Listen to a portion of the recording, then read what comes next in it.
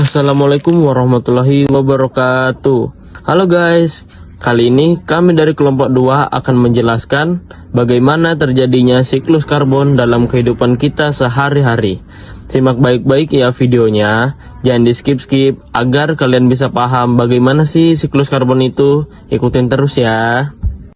Pengertian siklus karbon. Siklus karbon adalah suatu aliran karbon yang melewati semua bagian di dalam sistem planet bumi, baik berupa tumbuhan, hewan, hingga manusia, dan proses terjadinya secara alami.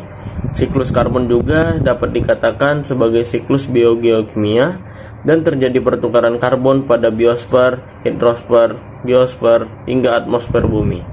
Selain itu, siklus karbon merupakan suatu siklus penyimpanan dan juga perpindahan unsur karbon yang terjadi di antara udara, makhluk hidup, tanah, dan air.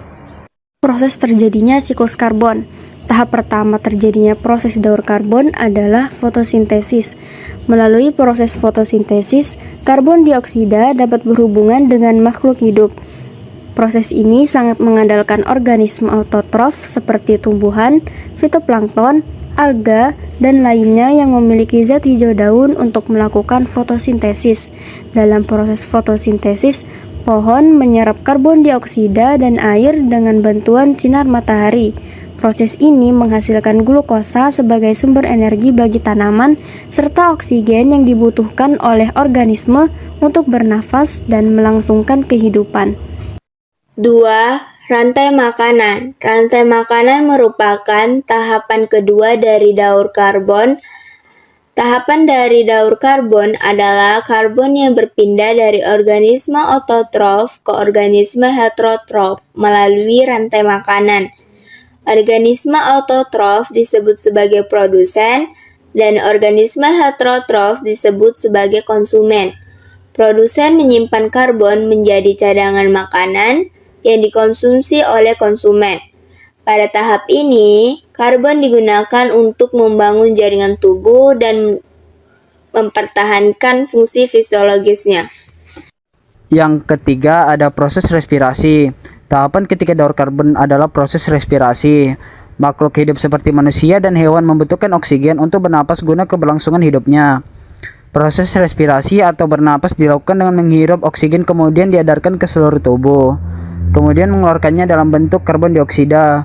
Pada tahap ini, karbon dioksida dikembalikan lagi ke atmosfer. Nah, proses yang selanjutnya adalah proses dekomposisi atau proses penguraian. Sisa-sisa makhluk hidup seperti manusia, hewan, tumbuhan yang sudah mati diurai dengan organisme pengurai menjadi bentuk yang lebih sederhana. Karena di dalam makhluk hidup terdapat karbon, maka proses pembusukan juga menghasilkan karbon yang dikeluarkan ke udara maupun tanah. Proses pembakaran pada makhluk hidup juga menghasilkan karbon yang kembali ke atmosfer. Lebih dalam di bawah tanah terdapat bahan bakar fosil seperti minyak, batu bara, dan gas alam yang merupakan sisa-sisa tumbuhan yang terurai dalam kondisi anaerobik, yaitu tanpa oksigen. Bahan bakar fosil ini membutuhkan jutaan tahun untuk terbentuk.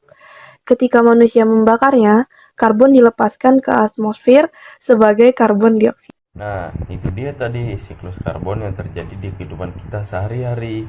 Semoga bermanfaat ya guys. Jangan lupa like, Subscribe-nya juga jangan lupa ya. Share ke teman-teman kalian ya. Jika ada pertanyaan, bisa tulis di kolom komentar ya. Sampai jumpa di next video. Wassalamualaikum warahmatullahi wabarakatuh. Bye-bye.